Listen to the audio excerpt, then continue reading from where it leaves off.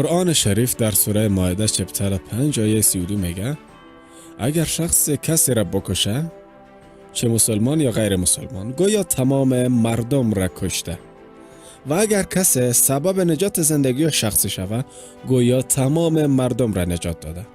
قرآن شریف، اسلام و همچنان خودم تمام حملات تروریستی که باعث مرگ مردم بیگناه میشه را محکوم میکنم.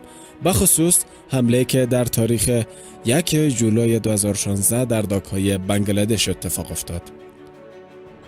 اگر کسی بخواهد که ثابت کنه کشتن انسانهای بیگناه یک کار اسلامی است، براستی خلاف قرآن و احادیث معتبر پیامبر گرامی ما حضرت محمد صلی الله علیه و سلم می باشد.